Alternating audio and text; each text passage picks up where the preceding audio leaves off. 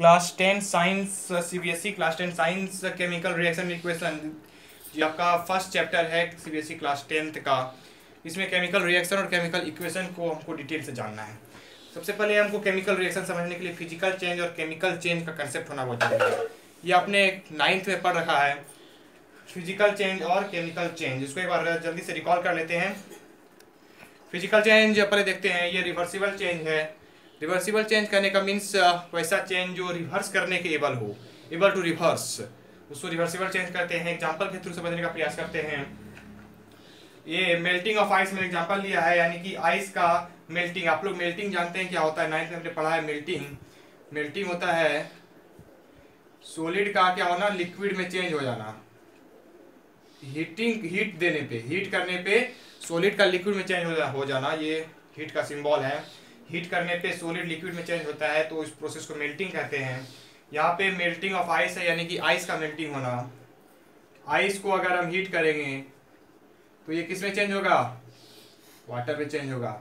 Ice हमारा solid है और ये लिक्विड हो गया, तो ये मेल्टिंग ऑफ आइस हुआ, यानी कि आइस चेंज हो गया वाटर में। रिवर्सिबल चेंज मतलब रिवर्स कर सकते हैं। तो प्रश्न उठता है कि क्या वाटर आइस में रिवर्स हो सकता है, तो आंसर है यस, ये इसमें रिवर्स हो सकता है।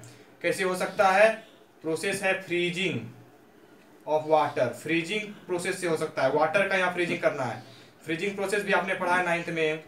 लिक्विड को हम लोग लिक्विड वैसा प्रोसेस जिससे कि लिक्विड चेंज हो जाता है सॉलिड में, उसको हम फ्रीजिंग प्रोसेस कहते हैं। कब, कूल करने पे लिक्विड सॉलिड में चेंज हो जाता है, उस प्रोसेस को फ्रीजिंग कहते हैं। यहाँ पे फ्रीजिंग ऑफ वाटर है, यानी कि वाटर कूल करने पे आइस में चेंज हो जाएगा। वाटर लिक्विड है, आइस सॉलिड बन गया, यानी कि वाटर को कूल करने पे आइस बनता है, जो काम रेफ्रिजरेटर में होता है। वाटर हम लोग रखते हैं तो हमको बर्फ प्राप्त होता है, वहाँ रेफ्रिजरेटर में कूलिंग होता है। तो हम लोग देख रहे हैं कि आइस से वाटर बन रहा था, वाटर से फिर हम आइस बना लिए, यानी कि क्या हो गया, हमारा रिवर्सिबल चेंज हो गया, इसलिए ये फिजिकल चेंज है। दूसरा देखिए केमिकल चेंज, ये इरिवर्सिबल चेंज है, यानी कि नॉट एबल टू रिवर्स, इसको रिवर्स नहीं कर सकते हैं। एग्जांपल के थ्रू समझिए, कर्डिंग ऑफ मिल्क। कर्डिंग ऑफ मिल्क छोड़िए, पहले इसको समझिए। आप लोग मिल्क जानते हैं, मिल्क को हम लोग कर्ड बनाते हैं, ठीक है ना, मिल्क को हम लोग कर्ड बनाते हैं, ये सभी जानते हैं। तो क्या प्रश्न उठता है कि कर्ड से हम फिर वापस मिल्क बना सकते हैं? सभी जानते हैं कि कर्ड से हम मिल्क वापस नहीं बना सकते, ये प्रोसेस नहीं हो सकता है। तो मिल्क से कर्ड बना सकती है, चेंज हो गया, लेकिन हम कर्ड से वापस मिल्क नहीं बना सकते, इसलिए इसको हम रिवर्स नहीं कर सकते, ये इरिवर्सिबल चेंज है। और मिल्क से कर्ड बनाने के प्रोसेस को ही हम कर्डिंग ऑफ मिल्क कहते हैं, ठीक है, ये समझ में आ गया। एक और एग्जांपल देखिए, हम लोग डाइजेशन पढ़ते हैं बायोलॉजी में, ह्यूमन में भी डाइजेशन पढ़ते हैं, जिसमें हम लोग सबसे पहले माउथ में डाइजेशन पढ़ते हैं। और माउथ में डाइजेशन किसका होता है, माउथ में डाइजेशन स्टार्च का होता है। किसके द्वारा, एक एंजाइम के द्वारा। एंजाइम का नाम है एमिलीज, AMYLASE, और ये क्या है, सेलेब्री एंजाइम है, सेलेब्री एमिलीज भी कहते हैं। सेलेब्री एंजाइम है, ENZYMEVARY, सेलेब्री एंजाइम है। स्टार्च जो है, सेलेब्री एमिलाइज जो एक एंजाइम है, उसके प्रेजेंस में स्टार्च चेंज हो जाता है मेल्टोज में, लेकिन हम लोग मेल्टोज से वापस स्टार्च नहीं बना सकते, यानी कि रिवर्स नहीं हो सकता है। इसको हम क्या कहेंगे, इसको हम कहेंगे इरिवर्सिबल चेंज। दूसरा देखिए, यहाँ फिजिकल चेंज में होता है कि कोई नया सबस्टांस नहीं बनता, नो न्यू सबस्टांस फॉर्म्स। इसमें जो सबस्टांस है वो अपना फॉर्म बस चेंज करता है, लेकिन कोई नया सबस्टांस का फॉर्मेशन नहीं होता। लेकिन इसमें क्या होता है कि नया सबस्टांस बनता है, अ न्यू सबस्टांस फॉर्म्स, यानी कि formation of substance takes place होता है। आप लोग जानते हैं, 9th में पढ़े हैं, हाइड्रोजन एक गैस है और ऑक्सीजन भी एक गैस है। जब हाइड्रोजन गैस और ऑक्सीजन गैस को बर्न करते हैं तो वाटर बनता है। क्या बनता है, वाटर बनता है। यहाँ पर आप लोग देख रहे हैं कि हाइड्रोजन गैस और ऑक्सीजन गैस था, ये जो चेंज हुआ, ये वाटर में चेंज हो गया, यानी कि नया सबस्टांस बना। और जो नया सबस्टांस बना उसका नया प्रॉपर्टीज होता है। वाटर का प्रॉपर्टीज इन दोनों के प्रॉपर्टीज से बिल्कुल अलग होता है। हाइड्रोजन जलने वाला है यानी कि कंबस्टिबल सबस्टेंस है, हाईली कंबस्टिबल सबस्टेंस है। ऑक्सीजन जलाने वाला है यानी कि सपोर्टर ऑफ कंबस्शन है, लेकिन वाटर मिझाने वाला है। बर्निंग में ऑक्सीजन हाइड्रोजन हाईली कंबस्टिबल है ये, यानी कि जलने वाला। Oxygen supporter of combustion, burning का सपोर्टर यानी कि जलाने वाला। H2O क्या है, वाटर मिझाने वाला। से सभी आप लोग जानते हैं। तो इसका प्रॉपर्टीज क्या होता है, अपना नया प्रॉपर्टीज हो जाता है जो सबस्टेंस बना। इसका कुछ और एग्जांपल हम लोग देखते हैं। एक एग्जांपल ले लेते हैं। एक एग्जांपल लिया बर्निंग ऑफ पेपर, ये भी हमारा क्या है, केमिकल चेंज है। एक एग्जांपल सबसे इंपॉर्टेंट एग्जांपल है रस्टिंग ऑफ आयरन, ये भी हमारा केमिकल चेंज है। तो रस्टिंग ऑफ आयरन जो है हमको लास्ट चैप्टर के लास्ट में डिटेल से भी पढ़ना है, तो चैप्टर के लास्ट में बढ़िया से बताएंगे। और एक एग्जांपल आप देख ही रहे हैं, कर्डिंग ऑफ मिल्क। पहुंच करके आप लोग लिख लिए होंगे फिजिकल चेंज और केमिकल चेंज का कंसेप्ट। यहाँ पे हमको चूंकि केमिकल रिएक्शन समझना है, इसलिए केमिकल रिएक्शन समझने की केमिकल चेंज बढ़िया से जानना होगा। ये तो हमने कंसेप्ट दे दिया, ये आपने 9th में पढ़ रखा है। अब यहाँ पे केमिकल रिएक्शन पढ़ने के लिए वो केमिकल चेंज जानना पड़ेगा बढ़िया से। अब एक चीज बता दूं, इस चैप्टर को आपको अगर समझ में नहीं आ रहा तो आप बढ़िया समझ जाइएगा, लेकिन इसके लिए आपको हर चीज़ों को नोट डाउन करना पड़ेगा वीडियो पॉज करके। जैसे कि मैंने फिजिकल चेंज और केमिकल चेंज का कंसेप्ट दिया, उसको नोट डाउन कीजिए। और भी मैं जो बताता जाऊंगा और सबको उसको नोट डाउन करते जाना है। केमिकल चेंज पहले समझिए। केमिकल चेंज ने आपने एग्जाम्पल में देखा, केमिकल चेंज में क्या हो रहा था, एक नया सबस्टेंस का फॉर्मेशन हो रहा था। और उस नया सबस्टेंस का मैंने बताया कि नया प्रॉपर्टीज होता है। केमिकल चेंज में क्या होता है, नया सबस्टेंस का फॉर्मेशन होता है और उस नया सबस्टेंस का नया प्रॉपर्टीज होता है। तो ये है केमिकल चेंज की वैसा चेंज जिसमें नया सबस्टेंस का फॉर्मेशन होता है और उस सबस्टेंस का नया प्रॉपर्टीज होता है। Those change in which new substance forms which have a new properties are called chemical change. Chemical change में क्या होता है, केमिकल चेंज में मुख्य रूप से कोई नया सबस्टेंस का फॉर्मेशन तो होता है, लेकिन वह पुराने सबस्टेंस का ही रीअरेंजमेंट है। कोई जो नया सबस्टेंस बना केमिकल चेंज में, वो जो पहले सबस्टेंस था उसी का रीअरेंज होके बना है। यानी कि कहते हैं कि केमिकल चेंज के दरमियान क्या होता है, सिर्फ rearrangement of atom takes place होता है during chemical change. Chemical change में क्या होता है, केमिकल चेंज में होता है सिर्फ rearrangement of atom. There is only rearrangement of atom takes place during chemical change. There is only rearrangement of atom takes place. सिर्फ rearrangement of atom ही होता है। हमने एग्जांपल दिया H2+O2 H2O। यहाँ पे आप लोग देखिए H2O2 H2O, यहाँ पे rearrangement हुआ कि नहीं हुआ। अब यहाँ पे कहिएगा O2 यहाँ था, 2 कहाँ गया, ये बैलेंसिंग का बात है, इसको हम बाद में बताएंगे क्योंकि एक तो सब कुछ बताना संभव नहीं है। तो केमिकल चेंज के दरमियान क्या होता है, सिर्फ rearrangement of atom takes place. Chemical change ही केमिकल रिएक्शन है। This is the important concept. हमने जब केमिकल चेंज पढ़ा, जैसे H2 और O2 बन के H2O बन रहा था, ये भी केमिकल रिएक्शन आपको दिख रहा था। हमने केमिकल चेंज में बताया, कुछ लोग कंफ्यूज भी होंगे, लेकिन कंसेप्ट के अनुसार समझिए, केमिकल चेंज ही केमिकल रिएक्शन है। केमिकल चेंज जो हमारा टेक्स प्लेस होता है, वही उसी से केमिकल रिएक्शन का कंसेप्ट आता है, उसको हम बताते हैं उस देर में। और इसका मतलब हम ये भी कह सकते हैं कि जब कभी भी अगर केमिकल चेंज होता है तो हम कह सकते हैं कि वहां पे केमिकल रिएक्शन हुआ है। जब कभी भी केमिकल चेंज होता है तो वहां पे हम क्या कह सकते हैं, केमिकल रिएक्शन हुआ। Whenever a chemical change occurs, we can say that a chemical reaction has taken place। और हमने बताया केमिकल चेंज एक केमिकल रिएक्शन है। केमिकल रिएक्शन सबसे पहले जानेंगे डिफिनेशन के रूप में। केमिकल रिएक्शन क्या है, केमिकल रिएक्शन वैसा केमिकल चेंज है जिसमें क्या होता है, एक या एक से अधिक सबस्टेंस रिएक्ट करता है और नया सबस्टेंस बनाता है। उसको हम कहेंगे क्या कहेंगे, chemical reaction. A chemical reaction is a chemical change in which one or more substance react to form new substance। इसमें एक और या से अधिक सबस्टेंस रिएक्ट करता है तो नया सबस्टेंस बनता है, उसको हम केमिकल रिएक्शन कहेंगे। वीडियो को पॉज करके बातों को नोट डाउन करते जाइए, इससे आपको चैप्टर को समझने में आसानी होगी, कंफ्यूजन लास्ट में नहीं होगा। ये हम स्टेप बाय स्टेप चैप्टर को अच्छे से समझा रहे हैं। आप वीडियो को देखिएगा पूरा, आपको पूरा चैप्टर जो है समझ में आ जाएगा। केमिकल रिएक्शन मैंने बता दिया है, उसका डिफिनेशन भी लिख दिया गया है। Pause the video and write down please. Chemical changes are chemical reaction. कैसे, इसको हम एग्जांपल के थ्रू अच्छे से समझाएंगे। कंसेप्ट आपको दिया जाएगा, केमिकल चेंज और केमिकल रिएक्शन। सबसे पहला हम केमिकल चेंज यहाँ पे पहला लेके बता रहे हैं, बर्निंग ऑफ मैग्नीशियम रिबन। इसमें क्या होता है, ध्यान से सुनिए। इसमें क्या होता है, जब मैग्नीशियम रिबन को हम हीट करते हैं, when magnesium ribbon is heat, जब हम मैग्नीशियम रिबन को हीट करते हैं वो एयर में बर्न करेगा, एयर में बर्न करता है, और यानी कि एयर के ऑक्सीजन के साथ रिएक्शन करता है मैग्नीशियम रिबन, और कन्वर्ट हो जाता है व्हाइट पाउडर में, और कन्वर्ट हो जाता है व्हाइट पाउडर में। उस व्हाइट पाउडर को हम कहते हैं, उस व्हाइट पाउडर को हम कहते हैं मैग्नीशियम ऑक्साइड। साथ ही साथ हमको एक स्पेशल टाइप का लाइट भी देखने को मिलता है, स्पेशल टाइप का रोशनी देखने को मिलता है, जिसको डेजलिंग लाइट कहते हैं।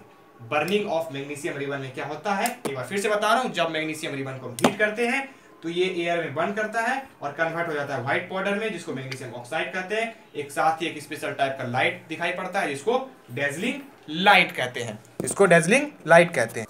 यहाँ पे आप लोग क्या देख रहे हैं, बर्निंग ऑफ मैग्नीशियम रिबन को हमने एक स्टेटमेंट के रूप में लिखा है, जो हमने स्टेटमेंट बताया उसको हम, उसी को हम एक स्टेटमेंट के रूप में लिख रहे हैं। यहाँ पे आप लोग आसानी से देख रहे हैं कि एक केमिकल चेंज है, उसको हमने क्या किया, स्टेटमेंट के रूप में लिखा।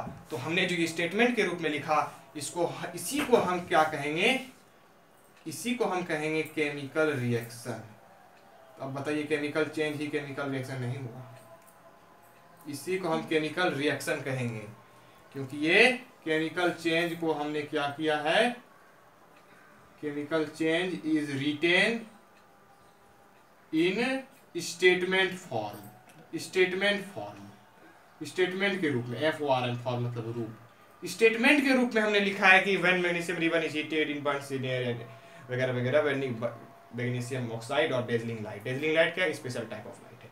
तो ये केमिकल रिएक्शन हो गया। अब प्रश्न उठता है कि ये बहुत स्टेटमेंट, लंबा चौड़ा स्टेटमेंट हो गया, इसको हम छोटे स्टेटमेंट लिख सकते हैं कि बहुत केमिस्ट्री में तो बहुत सारा केमिकल रिएक्शन है, इतना को हम लंबा चौड़ा लिखेंगे। कुछ लोग कहेंगे कि इतना लंबा लिखने की जरूरत नहीं है। हाँ, इससे भी ज़्यादा छोटा क्या हो सकता है कि magnesium ribbon Burns in air and gives magnesium oxide with dazzling light. इससे छोटा तो नहीं हो सकता, इतना सेंटेंस अगर लिखना है तो लिखना ही पड़ेगा। तो ये जो सेंटेंस लिख रहे हैं ये बहुत लंबा हो रहा है, क्या कोई छोटा तरीका है जिससे कि हम हर केमिकल रिएक्शन को आसानी से शो कर सकें?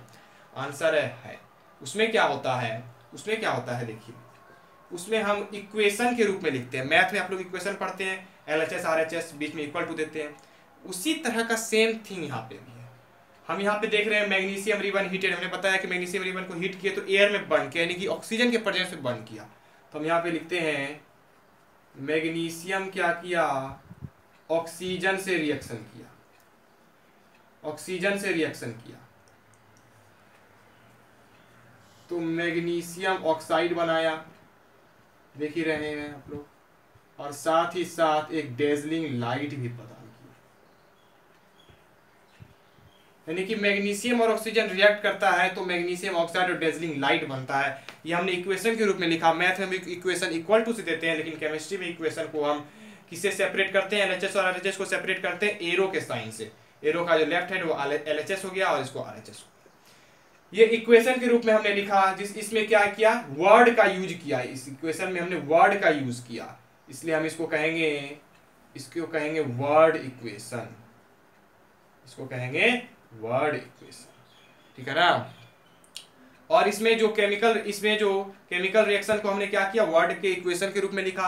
अब इस केमिकल रिएक्शन में जो भाग ले रहा है, जो सब्सटेंस रिएक्ट कर रहा है, केमिकल रिएक्शन में जो रिएक्ट कर रहा है उसको हम रिएक्टेंट कहते हैं, उसको हम रिएक्टेंट कहते हैं। और जो substance as a result of chemical reaction के कारण जो सब्सटेंस का फॉर्मेशन हो रहा है, जो सब्सटेंस बन रहा है, उसको हम प्रोडक्ट कहते हैं, उसको हम प्रोडक्ट कहते हैं। तो रिएक्टेंट क्या हो गया, रिएक्टेंट क्या हो गया, वैसा सब्सटेंस जो रिएक्ट करता है, कोई केमिकल रिएक्शन में भाग लेता है, वो रिएक्टेंट हो गया। और जो substance as a result of chemical reaction बनता है वो प्रोडक्ट हो गया, ठीक है। अब एक इंपॉर्टेंट बात आप समझिए, ये जो मैग्नीशियम रिबन को हम हीट करते हैं, यहाँ पे क्वेश्चन पूछा जाता है, आपके NCERT में भी क्वेश्चन है कि मैग्नीशियम रिबन को हीट करते हैं तो पहले एक बात जानिए, मैग्नीशियम रिबन को जब भी हम हीट करते हैं उसको हम पहले क्लीन करते हैं, मैग्नीशियम रिबन को क्लीन करते हैं, मैग्नीशियम रिबन को साफ करते हैं। क्यों करते हैं साफ, क्वेश्चन क्यों करते हैं साफ, तो इसका आंसर होगा कि मैग्नीशियम रिबन को इसलिए हम लोग क्लीन करते हैं क्योंकि मैग्नीशियम जो है हाईली रिएक्टिव है, और ये कोरोजन के कारण, कोरोजन आपको पढ़ना है चैप्टर के लास्ट में, तो वहाँ पे लास्ट में कोरोजन की डिटेल से चर्चा करेंगे, वीडियोस हमारी रहेगी। तो कोरोजन के कारण जो है क्या होता है, एक थीन लेयर बन जाता है। मैग्नीशियम कोरोजन के कारण की थीन लेयर बना लेता है, जिसको बेसिक मैग्नीशियम कार्बोनेट कहते हैं। Basic magnesium carbonate MgCO3 dot MgOH का होल 2, ये बेसिक मैग्नीशियम कार्बोनेट है, ये कोरोजन के कारण बन जाता है। ठीक है ना, ये जो कोरोजन के कारण बन जाता है, इससे क्या हो जाता है, एक लेयर बन जाता है बेसिक मैग्नीशियम कार्बोनेट का, और ये लेयर जो है उस रिबन को बचाता है बर्निंग के लिए। ये लेयर बर्निंग से बचाता है, और अगर बर्निंग से बचाएगा यानी कि बर्निंग नहीं हो सकेगा, इसलिए हम उस लेयर को साफ करते हैं ताकि आसानी से वो बर्न कर सके। और कोरोजन का रिएक्शन डिटेल से हमको चैप्टर के लास्ट में पढ़ना है, वहां पे हम अच्छे से बताएंगे भी। अभी ये क्वेश्चन था आपका एनसीईआरटी में, उसको हमने क्लियर कर दिया है। अब यहाँ पे रिएक्टेंट और प्रोडक्ट आपने समझ लिया। अब आपने रिएक्टेंट और प्रोडक्ट को समझ लिया है, ये हमने वर्ड इक्वेशन तो लिखा। अब प्रश्न उठता है कि वर्ड इक्वेशन में भी हमको वर्ड का यूज करना पड़ता है। बहुत सारे केमिकल रिएक्शन में वर्ड का यूज करेंगे, ये भी उतना सेटेबल नहीं है। क्या और भी कोई छोटा तरीका है जिससे कि हम आसानी से एक शो करके ही दिखा सके, कोई सिंबल के द्वारा ही दिखा सके? तो इसका भी आंसर है जी हाँ, इससे भी छोटा तरीका है। इसमें हम क्या करेंगे, इसको भी इक्वेशन के रूप में ही लिखेंगे, लेकिन इसमें हम सिंबल और फॉर्मूला का यूज करेंगे। आप लोग 9th में पढ़े हैं मैग्नीशियम का सिंबल जो Mg होता है, और ऑक्सीजन का फॉर्मूला जो O2 होता है। ऑक्सीजन का सिंबल O है, लेकिन ये डायटोमिक मॉलिक्यूल है, 9th में पढ़ा है, इसलिए O2 है। तो मैग्नीशियम और ऑक्सीजन यहाँ हमने सिंबल का यूज किया, और हमने मैग्नीशियम ऑक्साइड का फॉर्मूला यूज करेंगे MgO, फॉर्मूला बनाने 9th में सीखा है। और साथ ही साथ डेजलिंग लाइट निकल रहा है, मैग्नीशियम ऑक्साइड का फॉर्मूला MgO हो जाएगा। दो वैलेंसी दोनों का होता है, मैग्नीशियम और ऑक्सीजन का। तो यहाँ हमने क्या किया, सिंबल का यूज किया, इक्वेशन में ही सिंबल का यूज किया, इसलिए हम इसको क्या कहेंगे, केमिकल इक्वेशन। केमिकल इक्वेशन, यही है केमिकल रिएक्शन और केमिकल इक्वेशन। ये कंसेप्ट आपने जाना कि नहीं जाना? ये कंसेप्ट बहुत इंपॉर्टेंट है, ठीक है ना। मैग्नीशियम प्लस ऑक्सीजन, ये आप लोग जान ही रहे हैं, ये क्या हो गया, रिएक्टेंट हो गया, और ये क्या हो गया, आप लिख लीजिएगा यहाँ पे रिएक्टेंट, और ये हो गया प्रोडक्ट। यहाँ हमने डिफिनेशन भी यहाँ पे कर दिया है। तो ये जो हमने लिखा ये केमिकल इक्वेशन हो गया। केमिकल इक्वेशन हमने क्या किया, सिर्फ केमिकल रिएक्शन को हमने किसमें लिखा, उसके प्रॉपर सिंबॉलिक फॉर्म में। केमिकल रिएक्शन को हमने किसमें लिखा, केमिकल इक्वेशन को। केमिकल इक्वेशन क्या है, केमिकल रिएक्शन को हमने प्रॉपर सिंबॉलिक फॉर्म में लिखा, उसको हम केमिकल इक्वेशन कहेंगे, उसको हम केमिकल इक्वेशन कहेंगे। समझ गए? तो आपने कंसेप्ट जाना केमिकल रिएक्शन का, केमिकल इक्वेशन का और वर्ड इक्वेशन का। अब पॉज करके नोट डाउन करना ना भूलिएगा, क्योंकि मैंने पहले कह दिया है नोट डाउन इस चैप्टर में नहीं करेंगे तो कंफ्यूजन पैदा होगा। पॉज करके जल्दी से इसको राइट डाउन कर लीजिए। केमिकल इक्वेशन क्या है, जब हम केमिकल रिएक्शन को उसके प्रॉपर सिंबॉलिक फॉर्म में लिखते हैं, केमिकल इक्वेशन है। अभी आपने प्रॉपर सिंबॉलिक फॉर्म में लिखा, वो केमिकल इक्वेशन था। सबसे पहले मैंने एक एग्जांपल लिया था हाइड्रोजन और ऑक्सीजन का, इसको बर्न किए थे तो H2O बन रहा था। ये हमने प्रॉपर सिंबॉलिक फॉर्म में लिखा है, इसलिए क्या है, केमिकल इक्वेशन। एक और एग्जांपल मैंने लिया था Mg प्लस O2, ये हमने लिया MgO बना था। तो अब ये जो केमिकल इक्वेशन है, इसमें मैंने पहले कहा था कि H2O2 था तो H2O2 बनना चाहिए, O का 2 था तो 1 कैसे आ गया, हमने कहा था वेट करने के लिए। तो अब वो समय आ गया है जानने का। आपने 9th में पढ़ा law of conservation of mass. Law of conservation of mass हमने 9th में पढ़ा है। इसमें कहता है कि किसी भी केमिकल रिएक्शन में मास ना तो बनाया जा सकता है, ना तो खत्म किया जा सकता है, डिस्ट्रॉय किया जा सकता है। यानी कि रिएक्टेंट का जितना मास है, ये रिएक्टेंट, ये प्रोडक्ट। यहाँ पे डेजलिंग लाइट भी है, चलिए उसको छोड़िए डेजलिंग लाइट।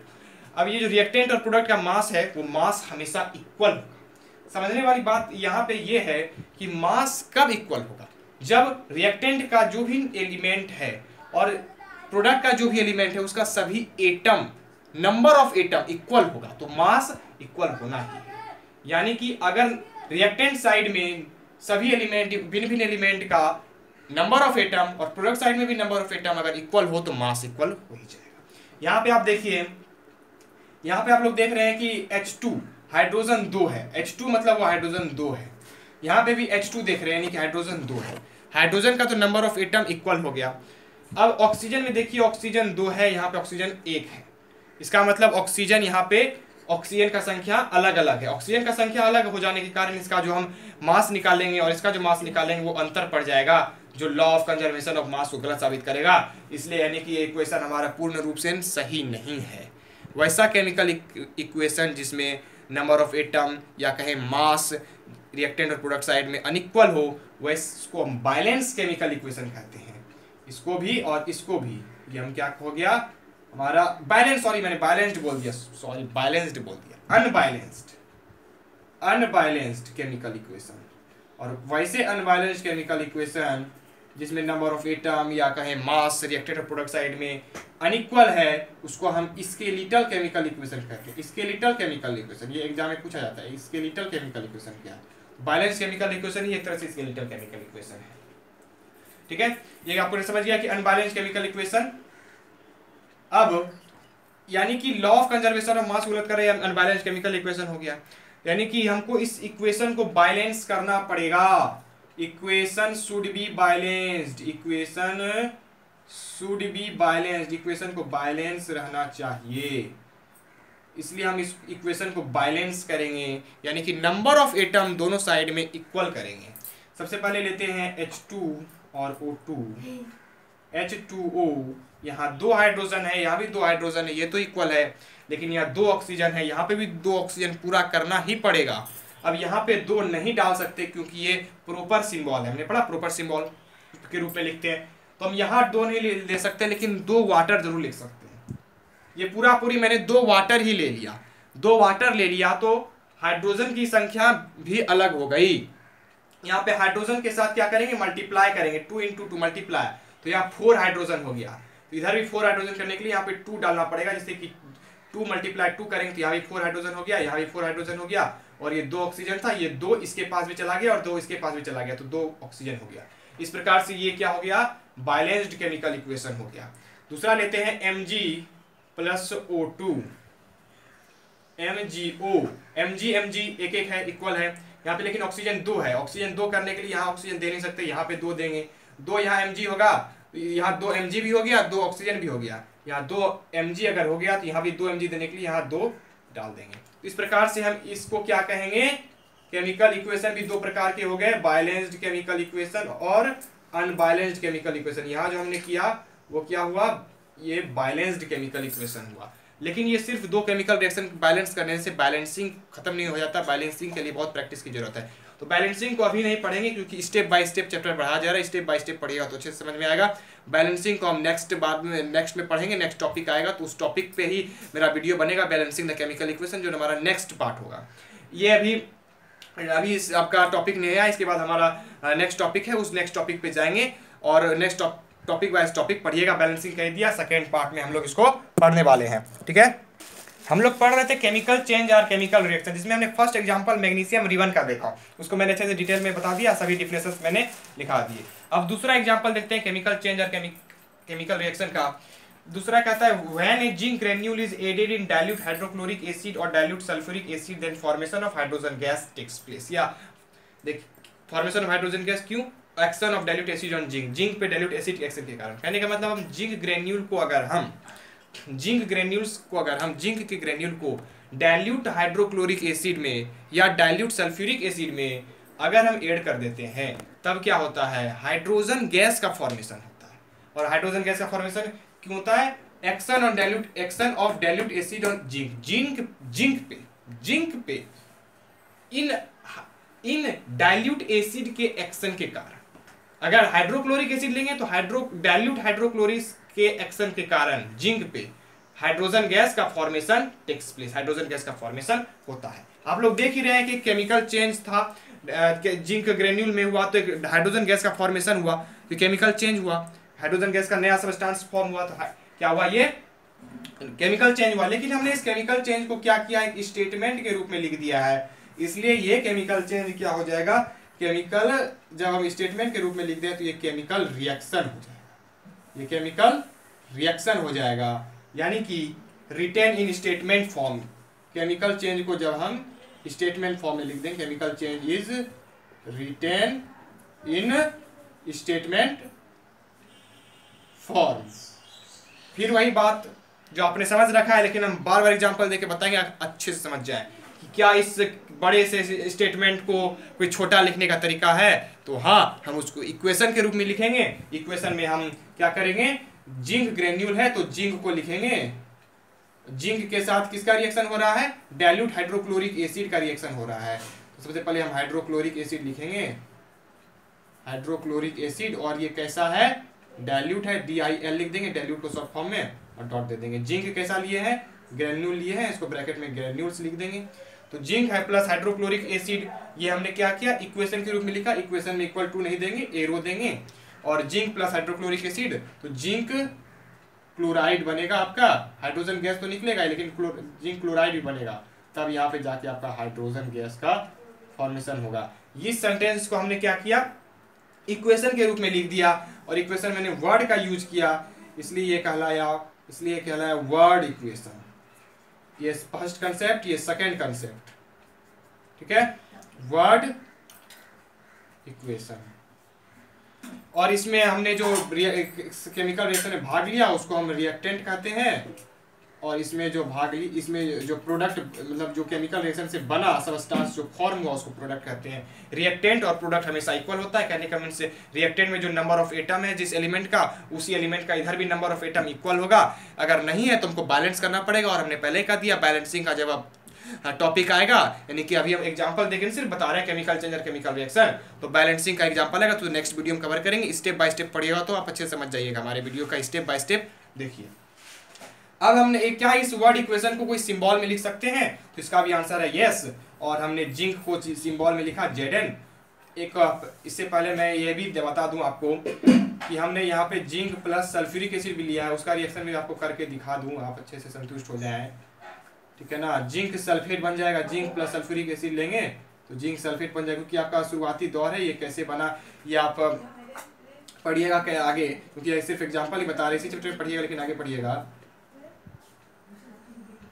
हाइड्रोजन गैस, यहाँ पे अब हम क्या करेंगे, इस वर्ड इक्वेशन को क्या करेंगे, केमिकल इक्वेशन के रूप में लिखेंगे, इसमें हम सिंबल का यूज करेंगे। Zn प्लस HCl पहले लेते हैं, तो ZnCl2 बनेगा, जिंक क्लोराइड ZnCl2 फॉर्मूला लिखने सीखा था यार 9th में तुमने।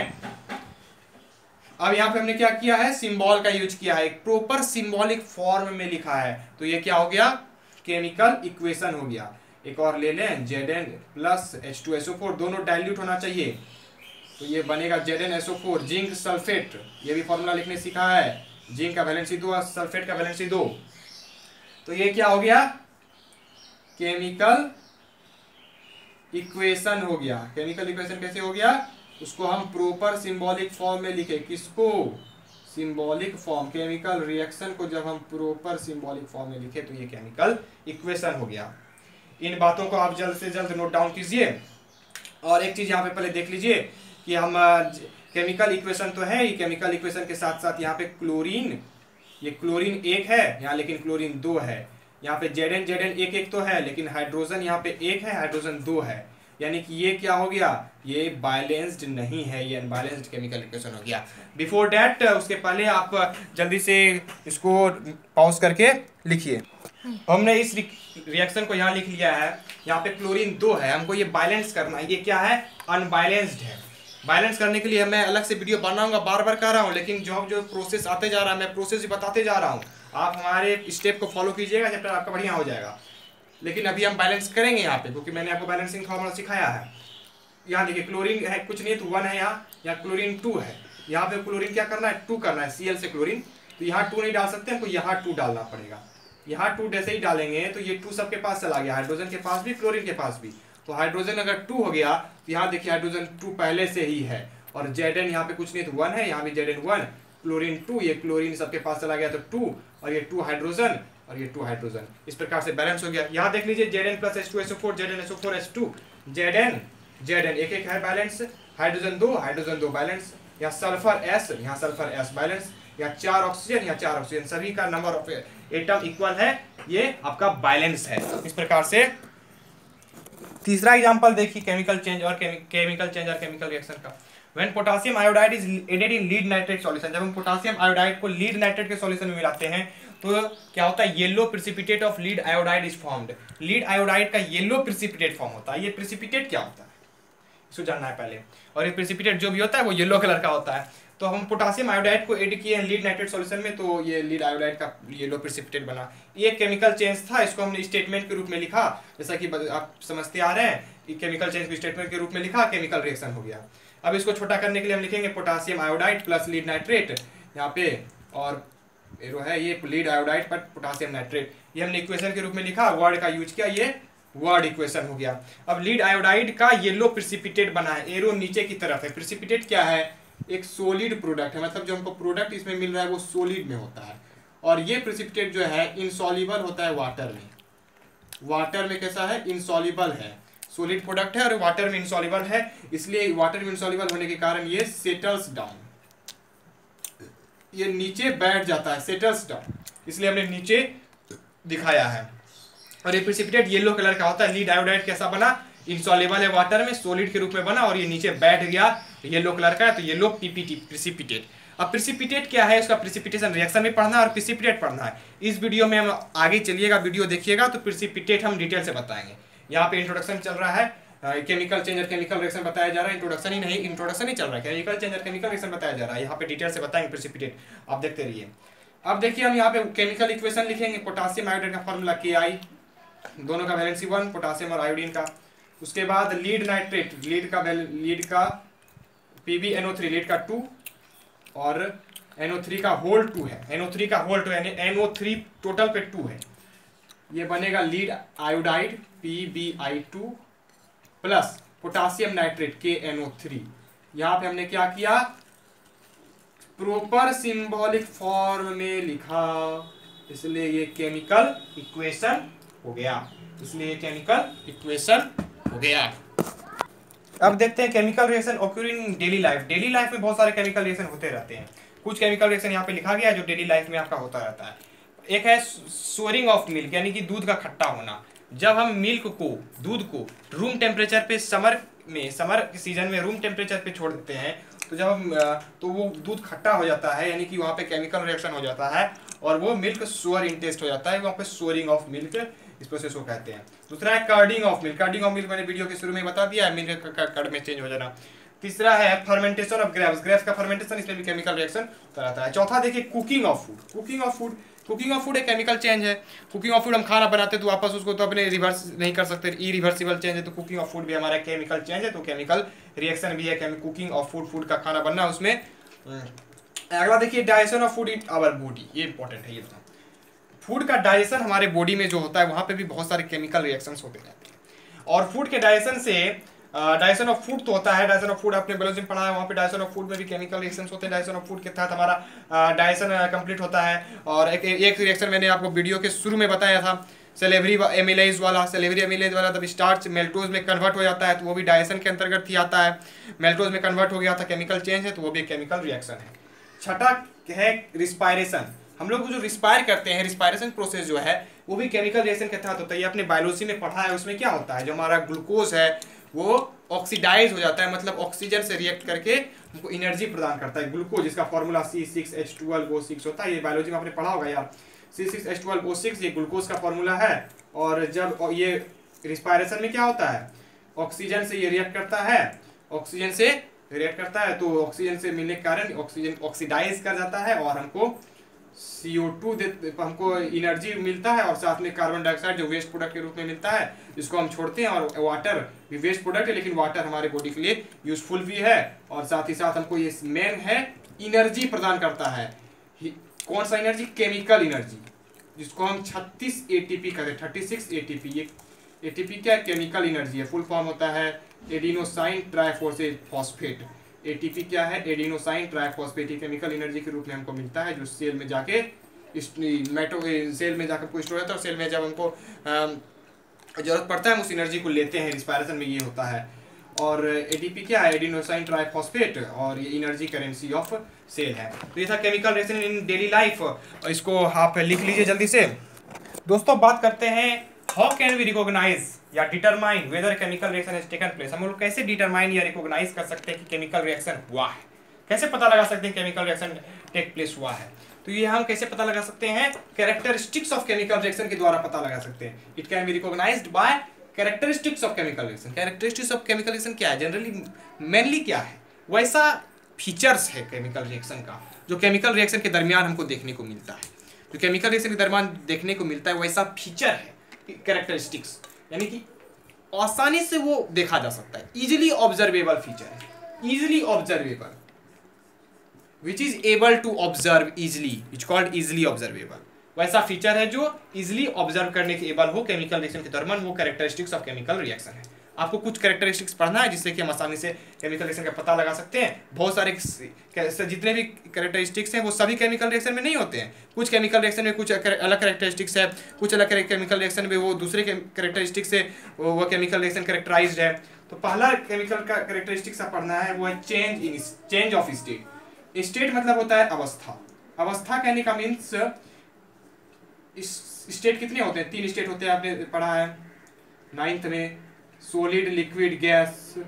अब 9th में आपने ये भी पढ़ा है कि 5 स्टेट होते हैं, प्लाज्मा और बोस आइंस्टीन कंडेंसेट, तो उसकी जरूरत नहीं है यहाँ सॉलिड, लिक्विड, गैस का। चेंज इन स्टेट यानी कि केमिकल रिएक्शन के दौरान स्टेट का भी चेंजिंग होता है। कुछ केमिकल रिएक्शन अपना स्टेट भी चेंज करता है, केमिकल रिएक्शन के दरमियान स्टेट भी चेंजिंग करता है, यानी कि कुछ chemical reaction change of state से कैरेक्टराइज्ड है, और चेंज ऑफ स्टेट होगा तो हम पता लगा सकते हैं केमिकल रिएक्शन हुआ। एग्जांपल से समझते हैं, एग्जांपल से जल्दी बच्चे समझते हैं। मैं एग्जांपल बता दो, आगे बढ़ो। हाइड्रोजन ऑक्सीजन को हम शुरू से कह रहे हैं बर्न करेंगे तो H2O बनेगा। हाइड्रोजन आप लोग जानते हैं गैस है, ऑक्सीजन भी जानते हैं गैस है, लेकिन यहाँ पे क्या बना, वाटर बना, और वाटर हम लोग जानते हैं लिक्विड है। यहाँ पे हम लोग देख रहे हैं सिंपली गैस किस में कन्वर्ट हो रहा है, लिक्विड में कन्वर्ट हो रहा है। गैस लिक्विड में, लिक्विड कौन है, वाटर। तो यहाँ पे स्टेट का चेंजिंग हुआ। ये था फर्स्ट कैरेक्टरिस्टिक्स ऑफ केमिकल। दूसरा कैरेक्टरिस्टिक्स है चेंज इन कलर। कुछ केमिकल रिएक्शन में कलर का भी चेंजिंग होता है, कुछ केमिकल रिएक्शन में कलर का भी चेंजिंग होता है, और वो कलर का चेंजिंग हम आसानी से ऑब्जर्व कर सकते हैं, और इससे कुछ केमिकल रिएक्शन को हम आसानी से पता लगा सकते हैं कलर चेंज हुआ है, तो केमिकल रिएक्शन पता लगाया जा सकता है। कलर का चेंजिंग, कलर का चेंजिंग एग्जांपल देखते हैं कि Fe जो आयरन है ये ग्रे कलर का होता है। जब इसको हम कॉपर सल्फेट के सॉल्यूशन में मिक्स करते हैं, उसमें कॉपर सल्फेट के सॉल्यूशन में ऐड करते हैं। कॉपर सल्फेट का सॉल्यूशन ब्लू सॉल्यूशन है, ब्लू सॉल्यूशन में कॉपर सल्फेट सॉल्यूशन मिलाते हैं। तो ये आप लोग रिएक्शन कैसे हुआ कुछ लोग पूछते हैं, इसके लिए आपको चैप्टर 3 या चैप्टर 2 कम से कम जानना होगा। लेकिन यहाँ पे रिएक्शन आपको याद समझिए एक तरह से करना पड़े, याद नहीं कीजिए, समझिए। यहाँ पे Fe मोर रिएक्टिव है कॉपर से, Fe ज्यादा रिएक्टिव है कॉपर से। कॉपर को ये हटा देगा, कॉपर को धक्का मार के हटा देगा, क्योंकि ये ज्यादा रिएक्टिव है। रिएक्टिविटी सीरीज आप लोग चैप्टर 3 में पढ़िएगा, टेंशन नहीं लेना है। FeSO4 बन जाएगा, पति कॉपर को धक्का मार के हटा दिया, FeSO4 बन गया। अब प्लस CO, ये रिएक्शन अभी याद कीजिए और आपको बढ़िया से समझ में आएगा चैप्टर 2-3 में। FeSO4 बना, FeSO4 क्या है, ये ग्रीन कलर का सॉल्यूशन है, ग्रीनिश सॉल्यूशन है। और Cu जो बना वो रेडिश ब्राउन है, यानी कि रेड भी है, ब्राउन है, रेडिश तरह का ब्राउन है। तो आप लोग देख रहे हैं कि ग्रे था, FeSO4 आया तो ग्रीन सॉल्यूशन हो गया, ब्लू सॉल्यूशन से रेडिश ब्राउन हो गया। ये आप लोग खुद देख रहे हैं कि कलर का चेंजिंग हो रहा है, आप लोग खुद बुद्धिजीवी हैं। यहाँ पे चेंज इन कलर हुआ, चेंज इन कलर हुआ। तीसरा कैरेक्टरिस्टिक्स है इवोल्यूशन ऑफ गैस। कुछ केमिकल रिएक्शन में गैस का भी इवोल्यूशन होता है। कुछ केमिकल रिएक्शन में हाइड्रोजन गैस का इवोल्यूशन होता है, कुछ केमिकल रिएक्शन में कार्बन डाइऑक्साइड गैस का इवोल्यूशन होता है, यानी कि गैस इवॉल्व होता है, प्रोडक्ट के रूप में गैस मिलता है। ये हमारा इजीली ऑब्जर्व करने का फीचर है, इससे कि हम रिकॉग्नाइज कर सकते हैं केमिकल रिएक्शन हुआ है कि नहीं हुआ है। एग्जांपल मैंने पहले ही दे दिया है, अब दे दिया है, बच्चे बोलेंगे कहाँ दिए हैं, देखिए आप बता देते हैं। Zn प्लस HCl मैंने एग्जांपल दिया था ना, ZnCl2 प्लस H2। यहाँ पे हाइड्रोजन गैस निकल रहा था, एरो ऊपर की तरफ है, इसका मतलब हाइड्रोजन गैस है। गैस जो कि हल्का होता है ये हवा में उड़ जाएगा, इसलिए Zn plus HCl, ZnCl2 plus hydrogen gas यहाँ पे मिला कि नहीं मिला, यानी कि हाइड्रोजन गैस क्या हुआ, इवॉल्व हुआ, हाइड्रोजन गैस इज इवॉल्व्ड। तो ये यहाँ पे कैरेक्टरिस्टिक्स ऑफ केमिकल रिएक्शन क्या हुआ, इवोल्यूशन ऑफ गैस। एक और एग्जांपल मैंने दे दिया था Zn plus H2SO4, ZnSO4 plus H2, यहाँ भी वही बात है, यहाँ पे वही बात है, हाइड्रोजन गैस इज इवॉल्व। तो हाइड्रोजन गैस का इवोल्यूशन हो रहा है, जिससे कि हम पता लगा सकते हैं केमिकल रिएक्शन यहाँ पे हुआ। चौथा है formation of precipitate. Chemical reaction के दरमियान प्रिसिपिटेट का भी फॉर्मेशन होता है। प्रिसिपिटेट वर्ड पहले भी आया था और हमने कहा था प्रिसिपिटेट और बढ़िया से बताऊंगा। प्रिसिपिटेट क्या है? एक इनसॉल्युबल सॉलिड प्रोडक्ट है, इनसॉल्युबल सॉलिड प्रोडक्ट है जो सेपरेट हो जाता है अपने सॉल्यूशन से केमिकल रिएक्शन के दरमियान। केमिकल रिएक्शन के दरमियान वैसा एक इनसॉल्युबल सॉलिड प्रोडक्ट बन जाता है, वैसा इनसॉल्युबल सॉलिड प्रोडक्ट बन जाता है जो अपने सॉल्यूशन से क्या हो जाता है, सेपरेट हो जाता है और नीचे सेटल्स डाउन हो जाता है। सेपरेट आउट फ्रॉम सॉल्यूशन, यहाँ पे और लिख दीजिए, यहाँ पे और लिख देना है, and settles down, and settles down, तब लिख लीजिएगा settles down during chemical reaction. Precipitate का रिएक्शन, अब प्रिसिपिटेट का रिएक्शन देखिए, एक रिएक्शन मैंने पहले ही दे दिया है कि I प्लस PbNO3 का होल 2 तो बनेगा PbI2 प्लस KNO3। यहाँ पे PbI2 का क्या हुआ, येलो PPT, यानी कि येलो कलर का प्रिसिपिटेट नीचे बैठ गया। ये प्रिसिपिटेट का यहाँ पे फॉर्मेशन हुआ, ठीक है ना। और वैसे रिएक्शन जिसमें प्रिसिपिटेट का फॉर्मेशन होता है उसको हम क्या कहेंगे, प्रिसिपिटेशन रिएक्शन।